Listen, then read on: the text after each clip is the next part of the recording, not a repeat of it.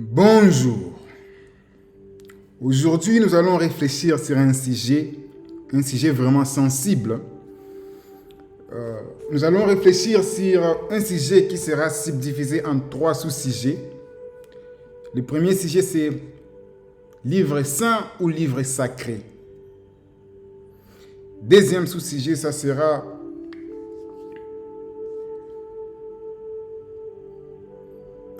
mythe ou réalité. Et enfin, nous allons parler des religions, comment et pourquoi on crée les religions. J'ai avec moi ici 3 livres sacrés des 3 religions dites monothéistes du monde. Donc, la Bible pour les chrétiens, le Coran pour les musulmans, la Torah pour les juifs. Mais aussi j'ai d'autres livres, mais peut-être que ça ne vous intéresse pas. Mais j'essaie de dire, nous allons maintenant discuter, ce sont des livres saints ou des livres sacrés. Premièrement, j'aimerais avertir que si tu n'es pas à mesure d'accepter de voir ta croyance serait mise en question, ne continue pas à suivre cette vidéo. Si tu n'es pas à mesure de supporter voir ce que tu considères comme vérité absolue être remise en question, être mis sous un débat, ne suis pas cette vidéo. Tu peux t'arrêter, tu peux aller dormir. Mais si toutefois tu décides de continuer, alors ne viens pas avec des plaintes. Parce qu'ici nous sommes en train de réfléchir et personne ne sera insulté. Je sais comment respecter les gens. Alors si tu es trop émotionnel, je te conseille de disparaître. Mais je crois que tu ne vas pas arriver à disparaître, tu vas rester parce que tu es curieux. Alors commençons. Ce sont des livres sacrés ou des livres saints. Premièrement, par saint, on dit ce qui n'a pas de défaut, n'est-ce pas? Pouvons-nous dire que ces livres n'ont pas de défauts? Si on dit qu'ils n'ont pas de défauts, alors on sera en contradiction avec les mêmes livres. Le Coran n'est toujours pas d'accord avec la Bible n'est toujours pas d'accord avec la Torah ou le Talmud des Juifs. Le Talmud n'est toujours pas d'accord avec la Bible, précisément pour le Nouveau Testament. Donc déjà la sainteté devient relative sur base de la foi, mais sur base d'une personne qui est neutre. Moi, je ne suis ni juif, ni musulman, ni chrétien. Ce ne sont pas des livres saints, ce sont des livres sacrés. Pourquoi j'ai dit des livres sacrés? Des livres sacrés parce que ces livres sont... Donc chacun de ces livres est une collection de textes sacrés qui existaient depuis bien avant. Ces textes sacrés qui ont été mis ensemble, qui ont été modifiés, réadaptés aux besoins politiques ou aux besoins d'ordre national quelconque et ont été imposés à la population. Et ça s'est répandu. Comme je dis toujours, la religion, c'est une politique qui a réussi. Ça s'est répandu, ça dépend de où ça s'est répandu. Le Coran s'est répandu dans le monde arabe. La Bible s'est répandue dans le monde occidental et surtout en Afrique, avec bien sûr l'esclavage et la colonisation. Bien qu'on doit admettre en Éthiopie, il y a une autre forme de christianisme qui est totalement différent de ce que nous connaissons. La Torah et le Talmud qui est répandu seulement en Israël. Maintenant, la question de savoir c'est mythe ou réalité. Moi j'ai dit, et ça n'engage que moi, ce sont des mythes qui sont réadaptés. Donc ce sont des mythes qui ont toujours existé et nous allons prouver ça aujourd'hui. Ce sont des mythes, il n'y a rien de nouveau dans ça, ça a toujours existé depuis le début du temps. Je vais en parler. Et ces mythes sont réadaptés pour servir à certains besoins, soit politiques, soit ecclésiastiques, soit pour maintenir un ordre quelconque, soit pour assujettir un peuple quelconque, soit pour envoyer certaines personnes dans la guerre, soit pour contrôler les cerveaux des enfants. Donc, mais Ça a existé depuis le début des temps. C'est juste qu'à un certain moment, l'un des plagiaires de ces mythes qui ont toujours existé a décidé de dire que non, il a été inspiré. Et une fois il te dit qu'il a été inspiré par Dieu lui-même, donc il te dit qu'il ne faut plus réfléchir sur ça parce que c'est Dieu lui-même qui a parlé. Nous allons commencer peut-être par les personnages les plus populaires du monde. Jésus de Nazareth. Et là, je répète encore, ça c'est trop sensible. Alors si tu n'es pas prêt à écouter une remise en question de ta croyance, s'il te plaît, je t'en supplie, pars dormir. Alors, sur Jésus de Nazareth, nous allons parler premièrement sur la légende ou la personne elle-même.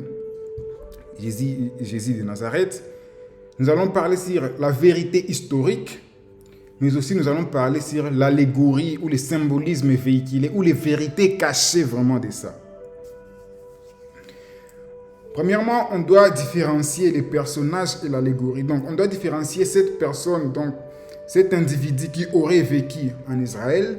On va essayer de différencier ça de l'allégorie ou la personne métaphysique ou la personne ésotérique de Christ. Parce que le mot Christ a existé même avant les personnages. Et ça a existé pendant des millions d'années dans différents peuples, peut-être avec des appellations différentes. Et pour parler de ça, nous devons premièrement savoir ça vient d'où c'est que nous avons aujourd'hui comme ces personnages historiques qui auraient existé en Israël comme Yeshua. Ça vient d'où Yeshua est reconnu aujourd'hui comme Dieu. Ça vient d'où cette idée de Trinité, la virginité de Marie ou le credo. Alors, si on rentre dans l'histoire, et c'est vérifiable, vous pouvez faire des recherches, nous voyons que tout commence au 4e siècle de notre ère. Précisément en 325, au concile de Nicée. L'empereur Constantin Ier, qu'on nous a appris dans l'histoire, qui fut le premier empereur chrétien, trouve le monde dans le chaos, trouve son empire dans le chaos. Et comme quand j'ai dit monde ou empire, à cette époque-là, il y avait l'empire romain qui contrôlait vraiment le monde entier. Donc c'était l'empire romain c'était l'empire qui contrôlait le monde entier. Alors, il vient instaurer l'ordre. Il vient de traverser quelques années de guerre de succession au pouvoir, mais tout ça, il y a aussi des conflits idéologiques entre les partisans de Cyrus, qui considéraient les personnages de Yeshua comme seulement un être qui était tellement éveillé et qui voulait apporter la lumière ou la connaissance aux gens.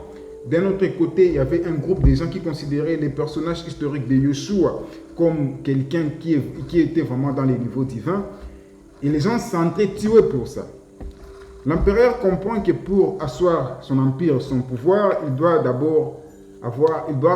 dicter aux gens une manière de réfléchir, une manière de croire. Et non pas chacun doit croire comme il veut. Donc au départ, c'était une religion d'État. Alors, il appelle tous les chefs religieux au concile de Nicée en 325. Et tous les chefs religieux viennent avec des textes sacrés qui ont toujours existé.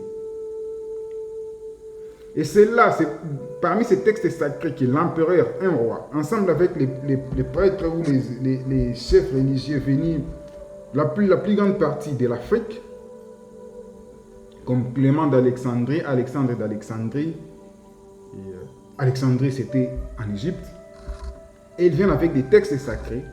Et maintenant, on commence à décider quel texte le roi ou l'empereur décide que ça va faire partie de ce que nous connaissons aujourd'hui comme la Bible. Donc, on canonise la Bible. Et quel texte n'est pas bien, on peut garder secret entre les élites ou les gens. Donc,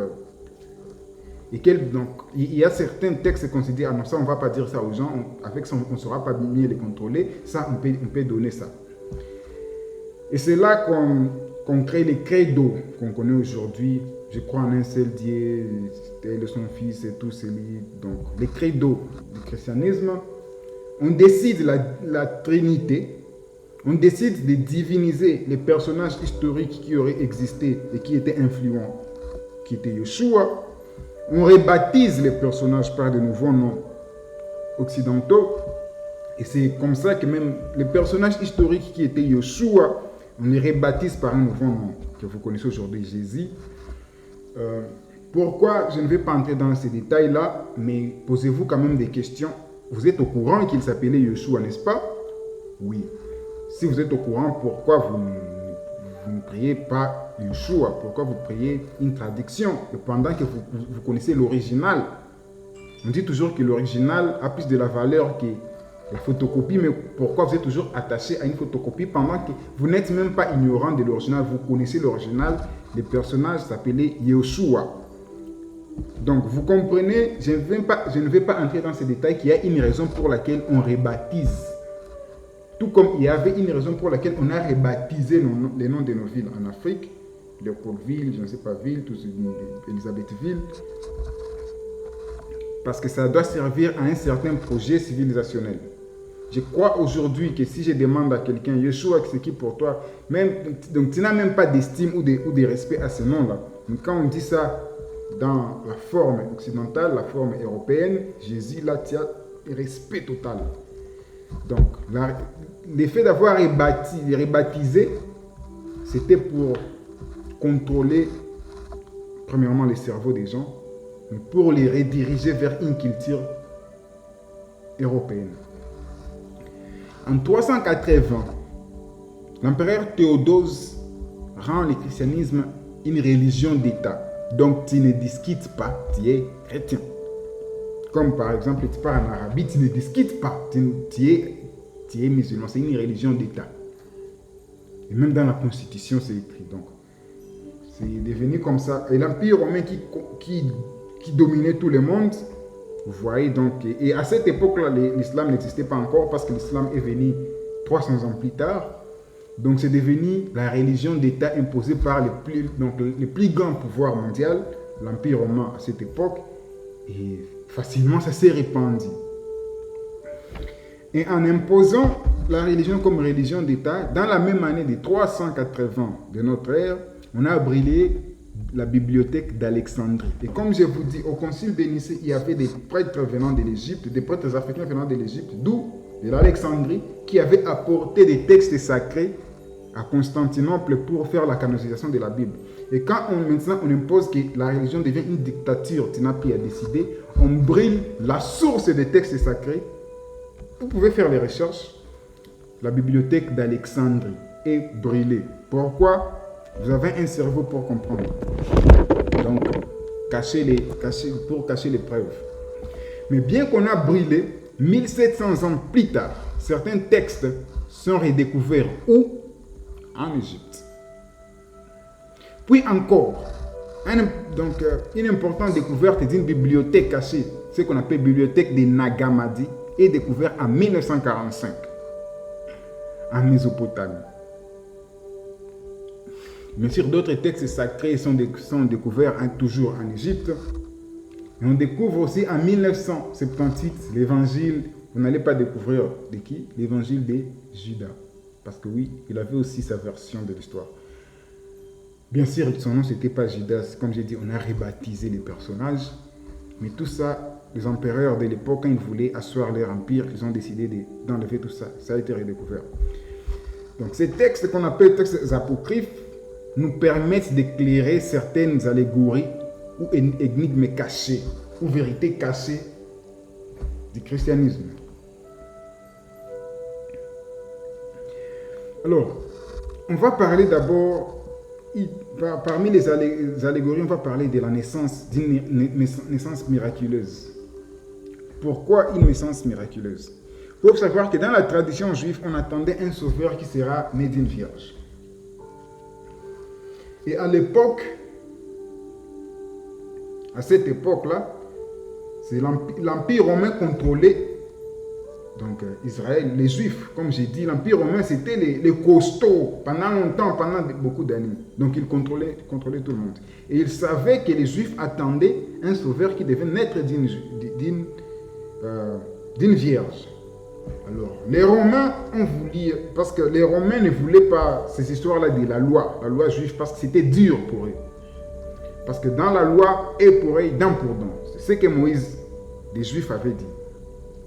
Les personnages de Moïse, on va en parler dans une autre vidéo. Les Romains, en arrivant, trouvant cette loi, ils ont voulu créer quelque chose qui est plus flexible. Parce que la loi, c'était difficile. C'était difficile. Alors, ils ont voulu commencer à déraciner les peuples juifs de leur loi. Et c'est comme si que les Romains ont créé le Nouveau Testament. Mais pour que les Juifs puissent accepter le Nouveau Testament, il fallait que les personnages héros du Nouveau Testament puissent être en accord avec tout ce que les Juifs attendaient de leur Sauveur. Naître d'une manière miraculeuse, naître dans telle ville, dans telle descendance, faire tout ceci, faire tout cela. Mais pourquoi les Juifs ont refusé? Parce que, au fait, ce que je veux dire d'abord, il ne faut pas penser que les Juifs c'était des fous. Tout comme vous vous opposez par exemple aujourd'hui au panafricanisme parce que vous pensez tout ceci, c'est contre ce que vous connaissez. Le Juif aussi c'était comme ça, c'était contre ce qu'eux aussi connaissaient. Ils n'étaient pas des fous. Ils ont dit non, nous on connaît bien les types, on connaît bien tel type, et il est fils de tel, et tout cela. Donc, malgré que les Romains ont voulu créer ce scénario pour les Juifs ont refusé. La raison pour laquelle les Romains ont été obligés maintenant de dire que non, il est venu chez les siens, ils n'ont pas réussi, mais maintenant il va aller chez tout le monde. Donc, parce que chez les siens, ils n'ont pas réussi, là où les Romains avaient déjà le pouvoir. Leur mise en scène n'avait pas réussi, ils disent que maintenant on va essayer de contrôler tout le monde maintenant avec ça. Et c'est comme ça que c'est devenu, les siens ne l'ont pas accepté, maintenant il est parti pour devenir le sauveur de l'humanité. Pendant qu'au départ, il dit qu'il était venu pour les Juifs. Maintenant les Romains l'ont rendu sauveur de l'humanité. Bien sûr, comme vous connaissez, tout ce qui a été écrit, ça n'a pas été écrit par les Juifs, pas dans le Nouveau Testament, c'est par les Romains. C'est par les Romains. Historiquement, c'est par les... Bien sûr, dans ta foi, tu vas dire, mais non, c'est elle qui était inspirée. Non, c'est par les Romains. Ça, il faut mettre ça dans la tête. Historiquement, c'est par les Romains. Mais même, et pourquoi la naissance miraculeuse? Parce que, comme j'ai dit, ce sont des mythes qui ont toujours existé. Les personnages de Yeshua naître d'une naissance miraculeuse d'une vierge, ce n'est pas la première fois que ça a existé. Et je vais vous donner des exemples. Donc, dans toutes les mythologies, il y a toujours eu un fils de Dieu qui naît d'une vierge. Premier exemple, Persée, dans la mythologie grecque. La Grèce, c'était l'empire, avant même l'empire romain, donc c'est une histoire beaucoup plus vieille que l'histoire chrétienne.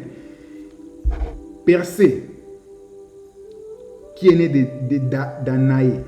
Danaé, donc la mère de Persée, qui a été enceintée d'une manière miraculeuse par Zeus. Et comme vous savez, Zeus c'était le dieu grec. Faites des recherches. Donc, vous pouvez taper tout ça sur Google. Nous sommes à l'ère là où je ne suis plus là pour vous faire croire, vous pouvez vérifier. Donc, Persée a été aussi donc né, qui était dans l'empire grec. Il était le fils de dieu Zeus qui a mis au monde d'une manière miraculeuse. L'enfant est né d'une vierge. La vierge s'appelait Danaé. L'enfant s'appelait Persée. Une autre histoire. Zarathustra, ou Zaraoustra, qui est le prophète des Zoroastres, c'est aussi une croyance, je ne sais pas si vous connaissez, qui est aussi né d'une vierge. Bouddha, le père du bouddhisme, qui est né par la reine Mayadevi, qui est enceintée par Dieu, se manifestant comme un éléphant qui descend du paradis et vient enfanter. Parce que quand je dis se manifestant comme un éléphant, vous dites, ah, mais vous voyez ça, c'est de la comédie. Comment Dieu peut se manifester comme un éléphant? Pendant que même dans le christianisme, quand on parle du Saint-Esprit, il est manifesté comme un pigeon, une colombe, n'est-ce pas? Donc si pour vous c'est logique, acceptez aussi que pour les bouddhistes aussi, ils trouvent ça logique. Et Bouddha aussi est né de la même manière. Il y a Mitra, qui est né de la terre qu'on appelait la terre vierge, parce qu'il est né de la terre, Dieu a fécondé la terre, Mitra est sorti. Et bien sûr, comme Yeshua ou Jésus, Mitra a été aussi crucifié, est ressuscité après 3 jours. Pourquoi après 3 jours? On va en parler. Il y a Attis, qui est aussi... Et vous voyez, donc, dans tous ces personnages, ce sont des dieux qui sont dieux faits hommes. Vous pouvez vérifier. En Inde, Krishna, engendré par Devaki. Donc Krishna en Inde qui est une représentation de Vishnu. Vishnu qui est donc Dieu. Et maintenant Krishna c'est Dieu fait homme. Mais aussi si on repart au début, il y avait Horus en Égypte. La source de toutes ces mythes. Horus. Donc la source de tout ce qu'on parle, c'est toujours quoi? L'Afrique. Horus, à l'époque de l'Égypte pharaonique. Horus qui est né de sa mère Isis, enceinté par Osiris qui était déjà, donc qui n'était plus. Donc Osiris, donc en Égypte antique, c'est une divinité donc, qui était tuée par son frère Seth qui était jaloux de lui. Maintenant Dieu qui part dans son trône. Et par immaculée conception, donc par la force du Saint-Esprit, chez les Égyptiens, Osiris, Isis tombe enceinte et donne naissance à Horus, qui aussi est crucifié, qui aussi ressuscite après 3 jours. On va parler de tout ça. Mais parlons d'abord de la naissance, du 25 décembre. Comme nous savons tous, que ce soit l'évangile de Matthieu, Luc, Jean, donc aucun texte ne donne la date précise, parce que cette date a été décidée en 366 après Jésus par le pape Libère. Mais pourquoi on a choisi le 25 décembre? Bien sûr, on choisit le 25 décembre parce que vous voyez, c'est un nouveau mouvement. Le christianisme est un nouveau mouvement qui vient d'être mis en place par l'empereur Constantin, après l'empereur Théodose fait du christianisme la religion d'État et la religion imposée. Après, pour qu'une religion puisse vraiment réussir, il faut des événements, il faut des fêtes, il faut faire ceci, il faut des célébrations. Mais il y a certaines célébrations qui ont toujours existé. Et comme j'ai dit, c'était pendant l'Empire romain. Et les Romains avaient une célébration qu'ils faisaient au dieu Mitra. Comme j'ai dit, le dieu Mitra qui est aussi né d'une vierge crucifiée et ressuscitée. Et cette célébration-là, c'était au dieu Mitra qui représentait quoi? Le soleil. Et leur fête, ça ne s'appelait pas Noël, mais ça s'appelait Sol Invictus, ou Soleil invaincu. Je vais vous expliquer pourquoi. C'était quoi le soleil invaincu? Soleil invaincu, ça voulait seulement dire le soleil qui peut toujours vaincre les ténèbres. On va aller ici dans le moindre détail de ça.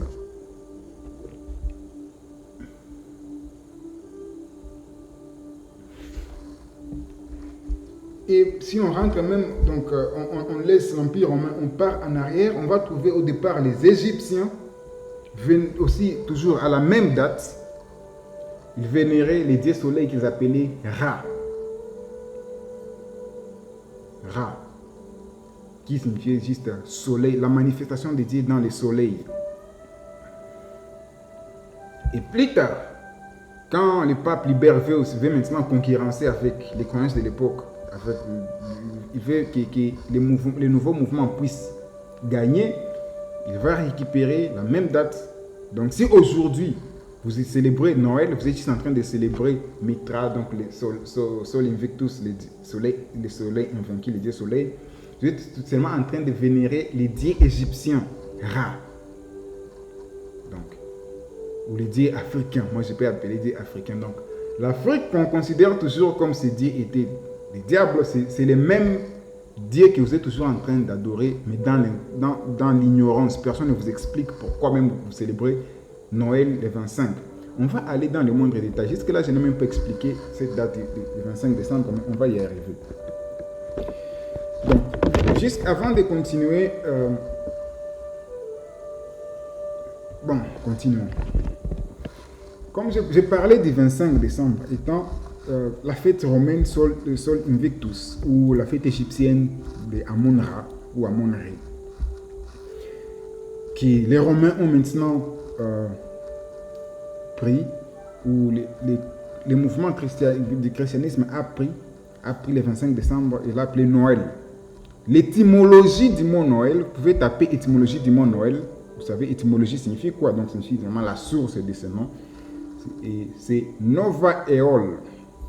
Donc, Nova Eol, donc Noël, Nova, c'est l'étymologie Nova Eol qui signifiait nouveau soleil. Toutes les religions dites païennes, donc les religions des anciens Romains, des Grecs et des Égyptiens, donc païennes selon les religieux actuels, fêtaient donc célébraient déjà cette fête du 25 décembre. Mais ça symbolisait quoi? Et c'est là qu'il faut maintenant comprendre l'astronomie. Ça symbolisait les solstices d'hiver. C'est quoi les solstices d'hiver? Vous allez comprendre pourquoi tous les peuples, toutes les croyances depuis le début des temps célébraient toujours cette fête à la même date. Les solstices d'hiver, c'est à partir du 21 décembre jusqu'au 24 décembre de chaque année, le soleil est faible. Et quand je dis faible, donc, il n'est pas... Donc, le soleil ne se lève pas d'une manière habituelle. Je ne sais pas comment faire des présentations quand je suis en train de parler. Peut-être si vous connaissez, je devrais avoir une présentation en train d'expliquer visuellement. Ça serait plus facile à expliquer. Mais essayez de me comprendre. Donc le soleil se lève, mais ça s'arrête jusqu'à un certain endroit. Ce qui fait que les jours sont plus courts que les nuits. Les nuits deviennent plus longues que les jours. Et ça, c'est toujours pendant 3 jours. Vous allez comprendre pourquoi 3 jours.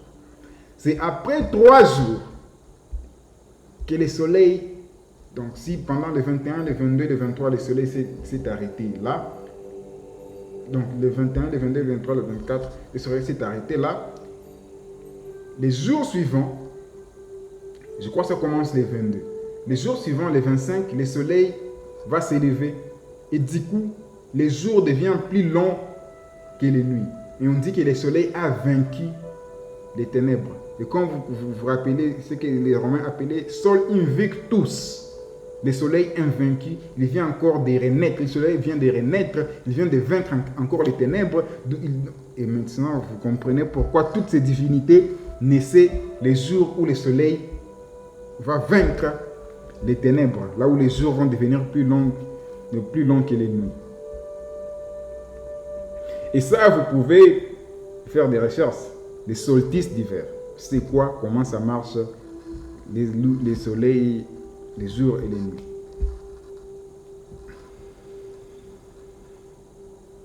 Et maintenant, vous trouvez que ça part en harmonie avec ce qu'on raconte dans les évangiles. On l'a crucifié et après 3 jours, là, il est ressuscité. Donc c'est ainsi que la date de la naissance de Yeshua, ou Jésus si vous voulez, ainsi que tous les autres fils de Dieu avant lui, dans toutes les autres mythologies, célébraient toujours la naissance le 25 décembre, parce que c'est le jour que le soleil finit son combat de 3 jours sur les ténèbres et le soleil s'élève.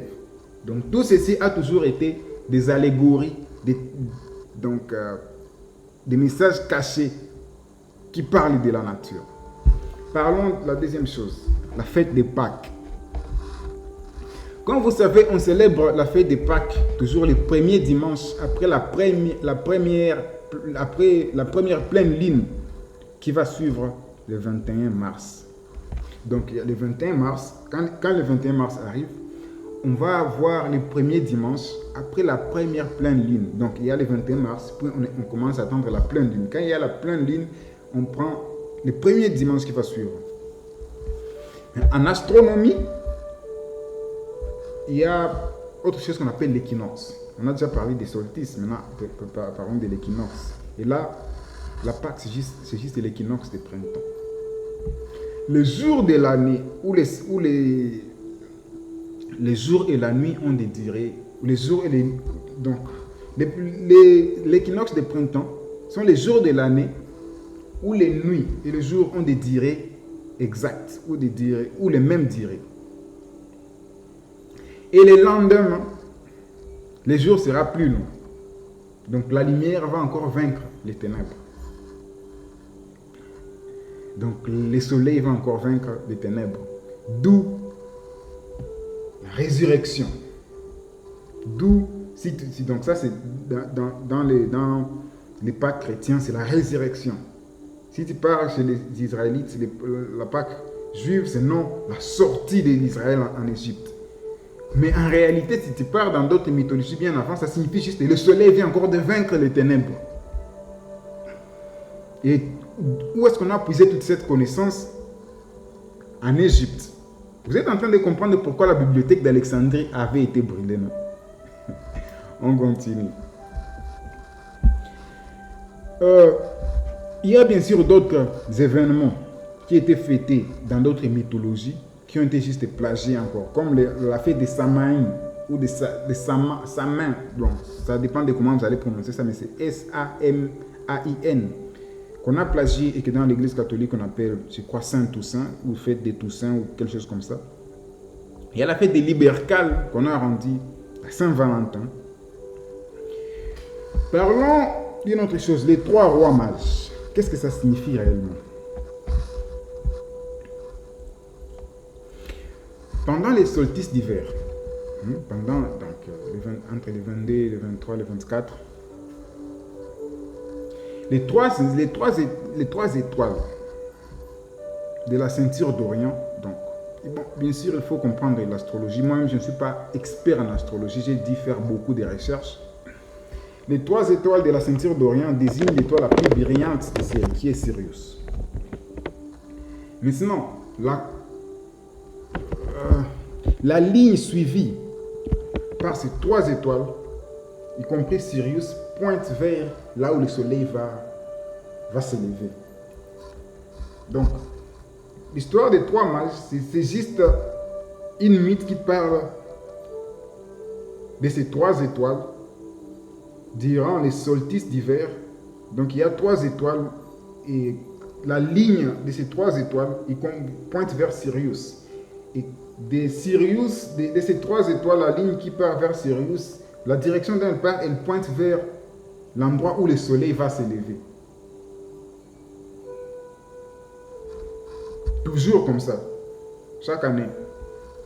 Et donc là, vous comprenez pourquoi on dit que les 3 mages suivaient une étoile qui a dirigé là où était né le Messie. Donc, on a rendu l'astrologie ou l'astronomie, je ne sais pas, on dit astrologie ou astronomie, je ne sais pas. Je crois que c'est astrologie, pas astronomie. Donc, un récit que personne ne peut expliquer, mais il faut seulement croire. Bien, tout en cachant que ce sont des mythes qui ont été plagiés et copiés et qui existaient depuis la nuit des temps. Vous voulez des preuves? Faites des recherches. Tout existe. Mais on va continuer. Maintenant, on dit que Yeshua, ou Jésus si vous voulez, est né à Bethléem. En hébreu, Bethléem signifie la maison du pain. Et en astrologie, il y a ce qu'on appelle les constellations des zodiaques. Constellations des zodiaques, donc ce sont ces constellations qui entourent le soleil. Le soleil est au milieu, il est entouré par des constellations, 12, bien sûr, comme encore Jésus et les 12 apôtres, donc le soleil et les 12 constellations. Parmi ces constellations, il y a la constellation du taureau, du bélier, de la Vierge, du Verseau et tout ça, du poisson. Bethléem en hébreu signifie maison du poisson.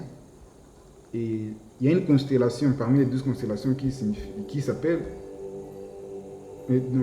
Bethléem signifie maison du pain. Et parmi les constellations, il y a une constellation qui s'appelle la maison du poisson.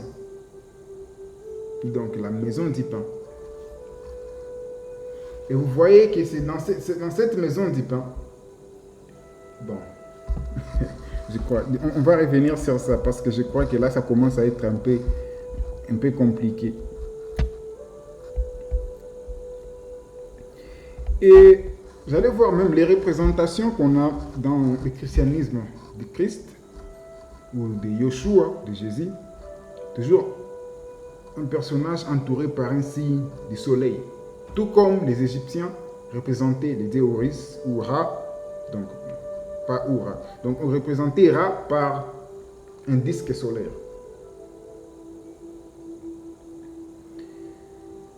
Parlons des poissons. On trouve dans le Nouveau Testament beaucoup d'endroits là où on mentionne des poissons, des poissons, des poissons. Il a multiplié des poissons en commençant par des poissons, des fois. Où les premiers apôtres étaient des pêcheurs, ils prenaient des poissons. Miracle, il a multiplié des poissons, donc tout ça. On mentionne des poissons plusieurs fois, mais pourquoi? Il y a un message caché derrière ça. Et ce message caché est que c'était l'ère des poissons.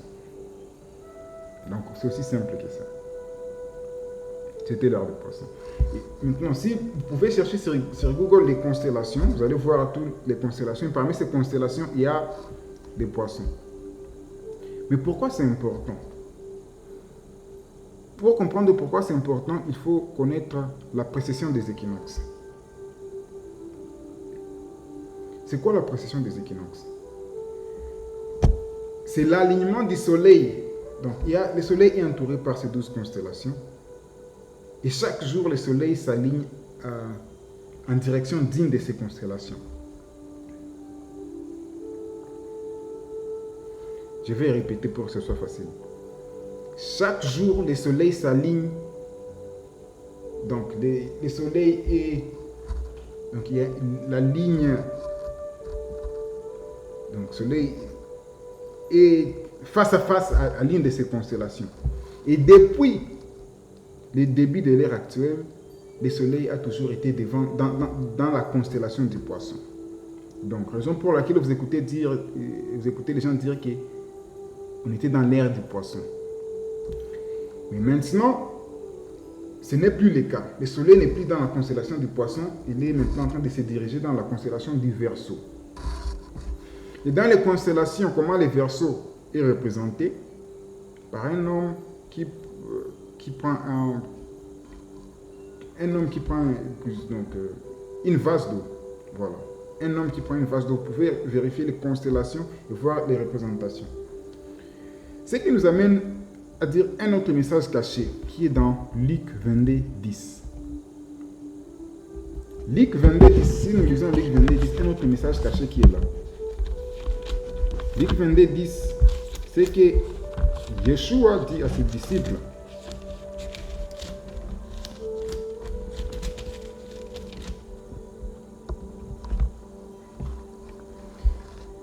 il leur dit, voici quand vous serez entrés dans la ville, vous rencontrerez un homme portant une cruche d'eau. Suivez-le dans la maison où il entrera. Ça paraît comme un verset inutile, pendant que c'est un verset très puissant. Parce que j'ai dit, ce sont des textes sacrés. Ces sont des textes sacrés que personne ne comprend. Ça contient des textes ésotériques que personne ne comprend. Bien sûr plagiés, bien sûr réadaptés, mais toujours des textes sacrés. Il dit, quand vous allez entrer dans la ville, vous allez trouver quelqu'un avec une cruche d'eau. Entrez dans la... Donc, suivez-les et entrez dans la maison.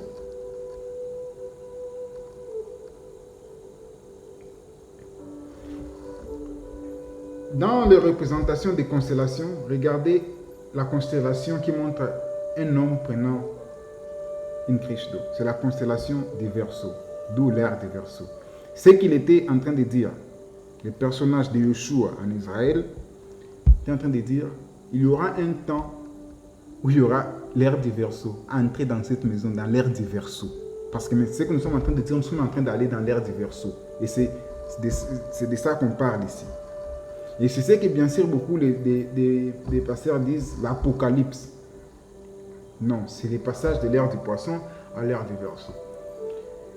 Je sais, chaque fois que je parle de ces précisions des équinoxes, l'ère du poisson, l'ère du Verseau, ça devient compliqué parce que je dois admettre que je ne suis pas aussi expert dans ça. J'ai des connaissances basiques que je peux donner, mais que chacun puisse faire des recherches. Ne vous limitez pas à ce que Denis a dit. Si ce n'est pas assez compréhensible, faites aussi des recherches. Donc, tout ce que nous connaissons aujourd'hui comme vérité absolue, c'est juste des plagiats, des textes sacrés qui ont été réadaptés pour se conformer à l'ère du Verseau. Donc, le christianisme a été la religion gagnante de l'ère du Verseau. Donc, disons, l'ère du poisson. Donc, tout ce que nous connaissons aujourd'hui sont des textes sacrés qui ont été réadaptés pour les besoins politiques, les besoins égoïstes de l'ère du poisson. Parce que l'ère du poisson a été caractérisée par l'égoïsme, par la barbarie, par la violence, par tout ça, par l'imposition des religions, par des énergies basses, des gens qui croient seulement. Maintenant, nous partons vers l'ère du Verseau, vers la personne qui prend une criche d'eau. Et là, les énergies sont élevées. Et les choses qui étaient cachées commencent à être dites. Donc, des mystères qui étaient cachés, enfermés, commencent à être révélés.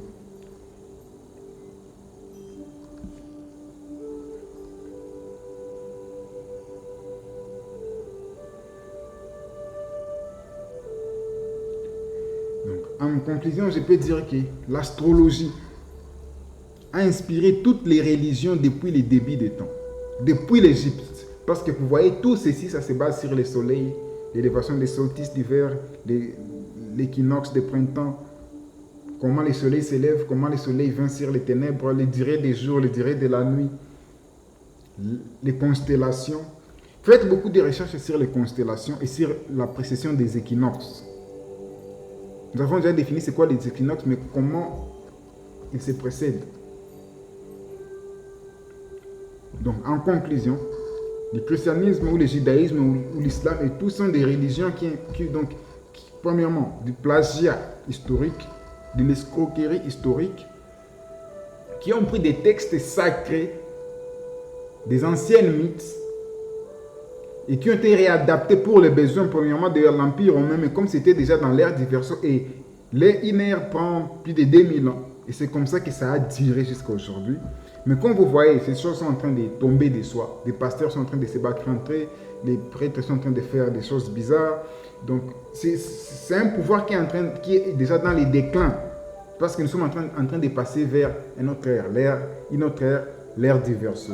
Où ça sera l'ère des énergies élevées, des grandes innovations. Nous sommes en train de voir tout ce qui est en train de se passer.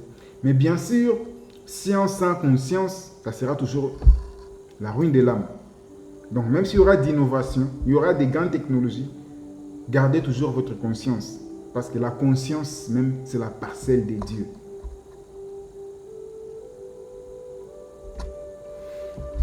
Ma dernière conclusion. Donc l'histoire d'un Dieu qui est né le 25 décembre, fils de Dieu, crucifié, ressuscité après 3 jours, a toujours existé. Ce n'est pas la première fois qu'on en parle. Mitra était là. Horus. C'est juste que nous avions été à une ère, là où les uns ont décidé de dire qu'ils ont été inspirés. Si au moins on avait accepté qu'on a copié ça de quelque part, on s'est inspiré de quelque part pour bien sûr instaurer l'ordre, ça va. Mais quand vous dites que vous avez été inspiré par Dieu lui-même, donc personne ne peut remettre ça en question, et vous diabolisez même les personnes chez qui vous avez pris ça. Vous écrivez même dans les livres des histoires qui diabolisent les pays là où vous avez pris ça pour que... Maintenant, si tu demandes à un Africain c'est quoi Égypte, lui, il voit un peuple là que Dieu n'aimait pas, c'est vraiment un peuple ennemi de Dieu. Et pendant que cette Égypte, c'était une Égypte des Noirs. Et quand vous êtes content que Dieu a vaincu l'Égypte, les Israélites ont vaincu l'Égypte, l'Égypte, cacao, tout ça.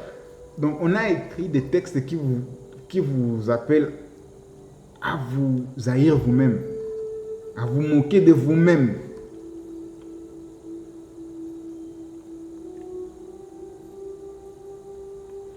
Mais tout ça est en train de finir parce que chaque chose a son temps. Nous ne sommes pas pleinement dans l'ère du Verseau, mais nous sommes en train d'y entrer. Et je crois dans 50 ans, dans 30 ans, ou même dans 100 ans, l'ignorance ne sera plus la même. Et comme vous voyez, les gens sont en train de sortir de l'ignorance.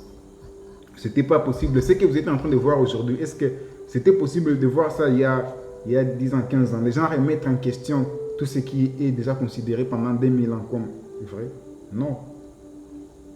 Et moi, tout ce que je peux demander maintenant à mon peuple africain, c'est de sortir de l'ignorance. Nous sommes le berceau de l'humanité, les premiers nés de Dieu. Toutes ces histoires ici, nous avions été les premiers à les expérimenter. Donc, toutes ces histoires qu'on vous présente, je ne sais pas qui, les sauveurs, tout ceci, nous avions été les premiers à dire ça. Personne ne nous l'a appris.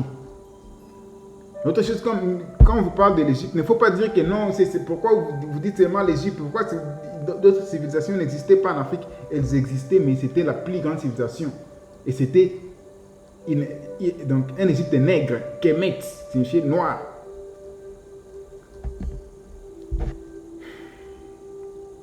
Au nom de Dieu Tout-Puissant et de nos ancêtres méritants, je vous remercie. Ingeta.